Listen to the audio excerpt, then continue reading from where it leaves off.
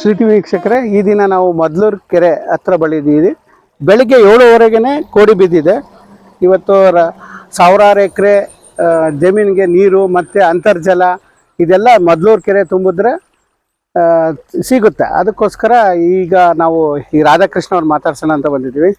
ಎಲ್ರಿಗೂ ನಮಸ್ಕಾರ. ಹಾಗೆ ಈ ನೀರು ತರೋದಕ್ಕೆ ಶಾಶ್ವತವಾಗಿ ಹೋರಾಟ ಮಾಡಿದಂಥ ಸನ್ಮಾನ್ಯ ಜಯಚಂದ್ರಿಗೆ ಸಾಹೇಬ್ರಿಗೆ ಹಾಗೂ ನಮ್ಮ ಎಲ್ಲ ಕಾರ್ಯಕರ್ತ ಬಂಧುಗಳಿಗೆ ಮೊದಲನೇದಾಗಿ ವಂದನೆಗಳನ್ನು ತಿಳಿಸುತ್ತಾ, ಇವತ್ತು ಸುಮಾರು ಒಂದು 22-23 ಕೆರೆಗಳು ತುಂಬ್ಕೊಂಡ್ಬಂದಿದ್ದಾವೆ ಇಲ್ಲಿ ಬರೋಷ್ಟೊತ್ತಿಗೆ.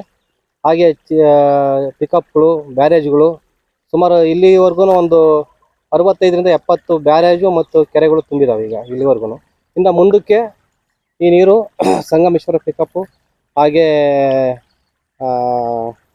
ಇದು ಹೇರೂರು ಚೆಕ್ ಡ್ಯಾಮ್ವರೆಗೂ ನೀರು ಹೋಗುತ್ತೆ, ಅಲ್ಲಿ ಮುಂದಕ್ಕೆ ಅಲ್ಲಿಗಾನ ಹೋಗುತ್ತೆ. ಹಾಗೆ ಇನ್ನೂ ಒಂದು ದೇವರಹಳ್ಳಿ ಕೆರೆ ಅಂತಿದೆ, ಅದು ತುಂಬ್ಕೊಂಡು ಮುಂದಕ್ಕೆ ಹೋಗುತ್ತೆ. ನಾನು ಇನ್ನೂ ಒಂದು ಶಾಸಕರಿಗೆ ಒಂದು ಒತ್ತಾಯ ಮಾಡಿದ್ರೆ ಏನಂದರೆ, ಇಲ್ಲಿ ನೀರೀಗ ಜೋಪ್ ನೀರು ಹೋಗ್ತಾ ಇದೆ, ಸುಮಾರು ಒಂದು ಚಾನಲ್ ನೀರು ಹೋಗ್ತಾ ಇದೆ. ಸ್ವಲ್ಪ ದೂರ ಚಾನಲ್ನ ಕ್ಲೀನ್ ಮಾಡಿದರೆ ಅದು ಮೇಲ್ಕುಂಟೆ ಕೆರೆಗೆ ನೀರು ಹೋಗುತ್ತೆ. ಅದನ್ನು ಆದಷ್ಟು ಬೇಗ ಮಾಡಿಕೊಟ್ರೆ ವೇಸ್ಟ್ ಆಗೋ ಹಳ್ಳಕ್ಕೆ ಹೋಗೋ ನೀರನ್ನ ಕೆರೆ ತುಂಬಿಸ್ಕೋಬೋದು ಅಂತೇಳಿ ನಾನು ಈ ಸಂದರ್ಭದಲ್ಲಿ ಕೇಳ್ತಾ, ನಾನಿನ್ನು ಮತ್ತೊಮ್ಮೆ ಶಾಸಕರಿಗೆ ಹಾಗೂ ಎಲ್ಲ ನನ್ನ ಶಿರಾ ಜನತೆಗೆ ಅಭಿನಂದನೆಗಳು ಸಲ್ಲಿಸ್ತಾ ನಾನು ಇನ್ನೆರಡು ಮಾತುಗಳು ಮುಗಿಸ್ತೀನಿ.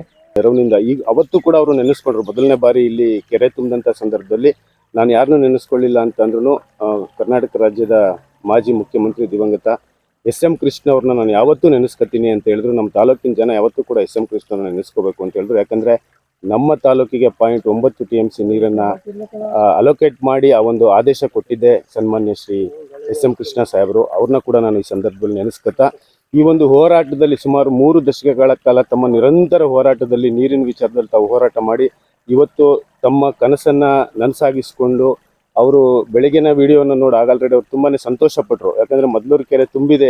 ಈ 15 ದಿನದ ಮುಂಚೆ ಅವರು ನನಗೆ ಮತ್ತು ರಾಧಾಕೃಷ್ಣರಿಗೆ ಫೋನ್ ಮಾಡಿ ಹೇಳ್ತಾರೆ, ದಯಮಾಡಿ ಮಂಜು ಪ್ರಸಾದ್ ಸರ್ಗೆ ಮತ್ತು ಗಂಗಾಧರ್ ಸರ್ ಇಬ್ಬರನ್ನು ಕರೆಸ್ಕೊಂಡು ಎಲ್ಲ ಒಂದು ಇದನ್ನು ಬ್ಲಾಕ್ ಮಾಡಿ ಎಲ್ಲವನ್ನ ಮುಚ್ಚಿ ಮದಲೂರು ಕೆರೆಗೆ ನೀರು ಹೋಗಲಿ. ಮದಲೂರು ಕೆರೆಗೆ ನೀರು ಹೋದರೆ, ನಾನು ಇತ್ತೀಚೆಗೆ ಪಾವಗಡ ತಾಲೂಕಿನ KT ಹಳ್ಳಿಗೆ ಹೋಗಿದ್ದೆ.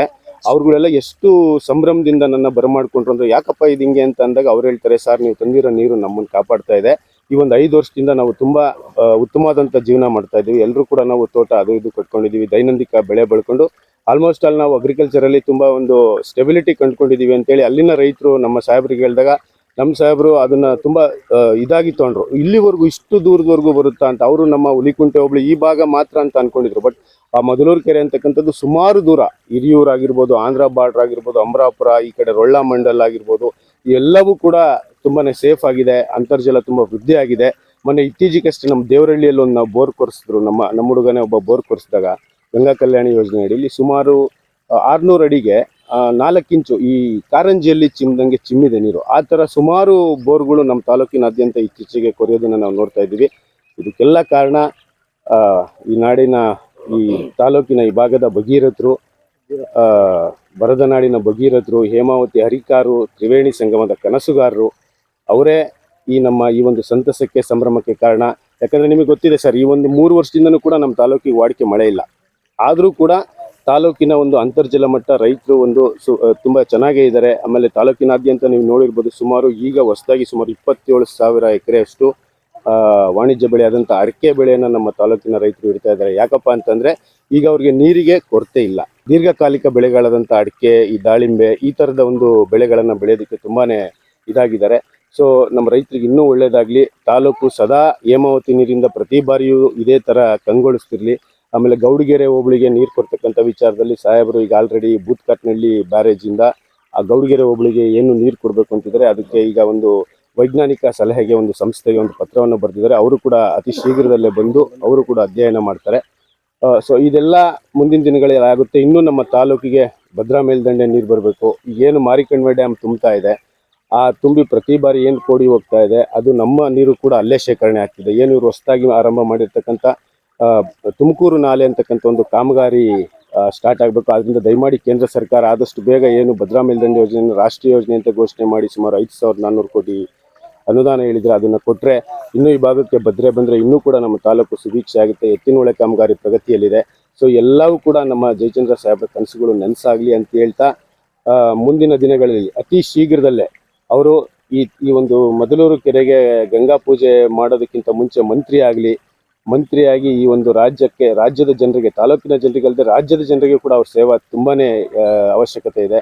ಅಂತ ವ್ಯಕ್ತಿ ರಾಜ್ಯದ ಮಂತ್ರಿಮಂಡಲದಲ್ಲಿ ಇರಲಿ ಅಂತ ಹೇಳಿ ನಾನು ತಾಯಿ ಭುವನೇಶ್ವರಿಯಲ್ಲಿ ಪ್ರಾರ್ಥಿಸುತ್ತಾ ಎಲ್ರಿಗೂ ಕೂಡ ಕನ್ನಡ ರಾಜ್ಯೋತ್ಸವದ ಶುಭಾಶಯಗಳನ್ನು ಹೇಳ್ತಾ ಮತ್ತೊಮ್ಮೆ ಮಾನ್ಯ ಶ್ರೀ ಟಿ.ಬಿ. ಜಯಚಂದ್ರ ಅವ್ರಿಗೆ ಈ ತಾಲೂಕಿನ ಜನತೆಯ ಪರವಾಗಿ ಹೃದಯಪೂರ್ವಕ ಅಭಿನಂದನೆಗಳು, ಕೃತಜ್ಞತೆಗಳನ್ನು ಈ ಮೂಲಕ ನಾನು ಸಲ್ಲಿಸ್ತಾ ಇದ್ದೀನಿ.